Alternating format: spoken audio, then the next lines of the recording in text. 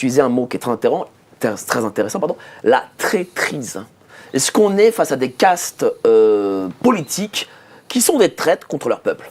Je crois que c'est traître contre la nation, oui, incontestablement. Contre l'idée même de nation. Il ne faut pas se tromper. La politique, c'est la dictature du compromis. C'est l'un des problèmes qu'on rencontre actuellement, c'est qu'au fond, c'est la dictature du compromis. C'est exactement, vous êtes en politique comme en média, d'une certaine façon.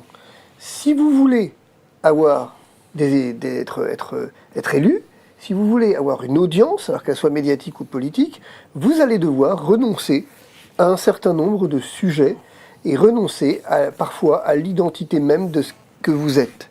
C'est ce qui s'est passé avec le RN. Le RN, à force de normalisation, ça a marché.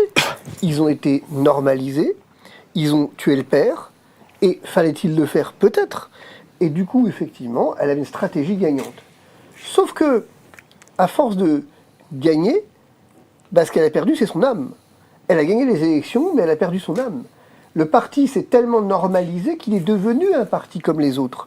Et de sorte qu'aujourd'hui, on peut s'interroger sur quel est l'intérêt de voter pour un mouvement politique qui finalement fait exactement la même chose et a les mêmes idées que tout le monde.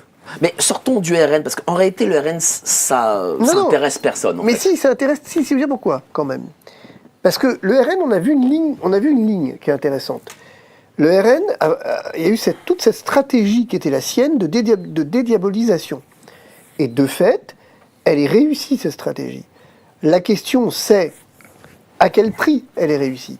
Et du coup, est-ce que pour siéger, c'est une question qui est beaucoup plus ontologique, est-ce que pour siéger à l'Assemblée, et est-ce que pour avoir une majorité ou même une minorité active, il faut accepter l'idée que être dédiabolisé, ça veut dire être normalisé?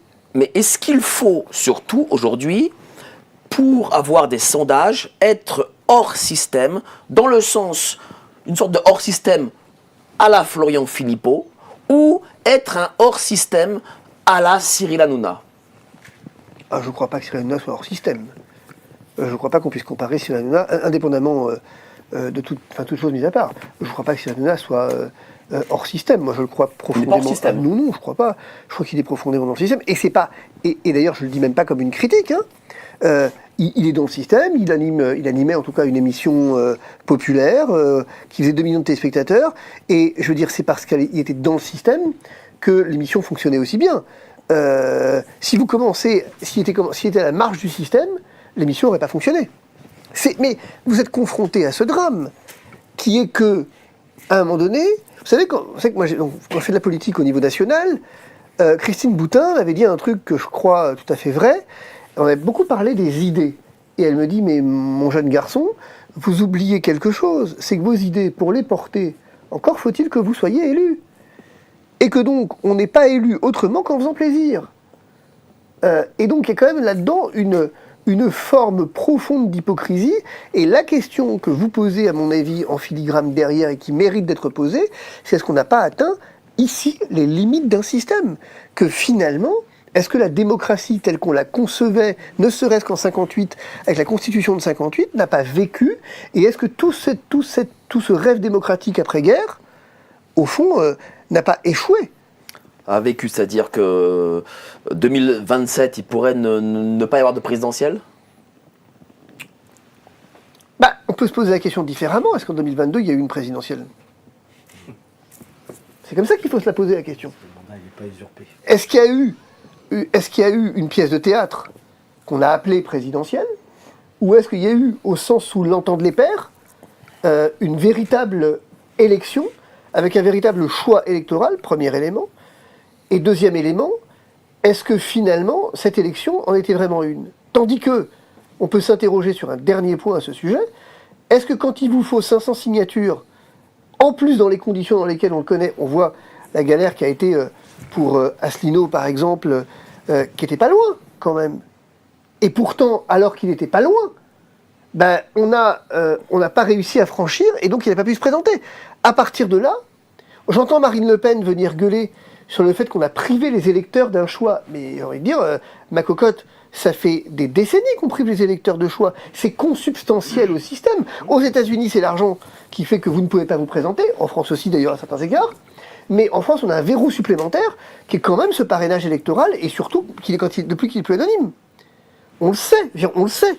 Donc il faut qu'on arrête de dire qu'on a volé l'élection aux Français à travers une décision judiciaire, alors que ça fait des décennies qu'on vole des élections aux Français par système et par structure. Et puis entre nous, bon, ça choque pas visiblement les gens, puisque, voilà, je suis désolé, à Vauban, on peut dire tout ce qu'on veut, il y avait, les Français ne sont pas venus en masse en se disant qu'est-ce que c'est choquant, Madame Le Pen ne se présentera pas. Mais peut-être parce que les Français, en fait, il se passe autre chose. C'est qu'au fond, les Français ne sont pas idiots non plus, et ont compris que le narratif de Marine Le Pen, c'est de bonne guerre, parce que ça l'a fait exister et ça fait d'elle eh bien une résistante à l'oppression du système. Mais les Français s'y sont pas trompés. Tout ça, c'est du spectacle. Non, Marine Le Pen ne sera pas empêchée de se présenter à l'élection présidentielle. Elle ne sera pas empêchée? Bien sûr que non. Qu'est-ce qui vous fait dire ça? Elle ne sera pas empêchée parce qu'elle a eu une faveur incroyable du système que personne d'autre n'a eu jusqu'ici. C'est l'assurance que toutes les voies de recours seront épuisées avant le début de la présidentielle. C'est-à-dire que Marine Le Pen sera fixée définitivement sur son sort avant la présidentielle. Qui a donné cette assurance? Le procureur général de la Cour d'appel de Paris a dit procès au printemps 2026, délibéré à l'été 2026, et le premier président de la Cour de cassation a embrayé en disant « et la Cour de cassation aura statué avant la fin de l'hiver 2026 ». Donc fin 2026, tout le monde s'est arrangé pour que Marine Le Pen sache très précisément quel sera son sort. Bon, à partir de là, si vous voulez, il faut qu'on arrête de dire que la démocratie a été confisquée, c'est pas vrai. Enfin, dernier point, il faut quand même voir, et on passera pas plus de temps que ça sur Marine Le Pen, mais il fallait quand même le dire, comment son discours a évolué en une semaine. Au départ, le problème c'est l'exécution provisoire et le système veut la tuer. Le système lui fait un cadeau extraordinaire. Pour quelqu'un qui veut la tuer, voilà que le système lui offre un cadeau. Qu'est-ce qu'elle en fait de ce cadeau? Elle est bien obligée de l'accepter, forcément. Et donc, qu'est-ce qu'elle va faire? Elle va ensuite dire que le système veut sa peau, non plus à cause de l'exécution provisoire, mais à cause du fait qu'elle a été déclarée inéligible. Donc ça n'est plus l'exécution provisoire, mais la peine complémentaire d'inéligibilité, et ce en une semaine. Sauf que Marine Le Pen, du coup, a oublié qu'elle-même faisait discours sur le fameux UMPS, qui était tous pourris, et qu'elle réclamait, elle ne l'avait plus blanc que blanc, avec une inéligibilité à vie. Et on se souvient de ce que l'UMP à l'époque et le PS proposaient dans leurs programmes respectifs, enfin Macron en l'occurrence, pas l'UMP, mais c'est Macron qui proposait une éligibilité pour certains délits, et elle dit mais il faut les étendre à tous les délits de la classe politique. Aujourd'hui, elle est rattrapée par ses propres errements. Finalement, elle s'est tellement normalisée, Marine Le Pen, qu'elle a sombré dans les mêmes magouilles que tous ceux qu'elle dénonçait. Aujourd'hui, on a envie de dire, voilà, maintenant, elle est vraiment des nôtres, quoi. Elle est pourrie comme les autres, c'est tout.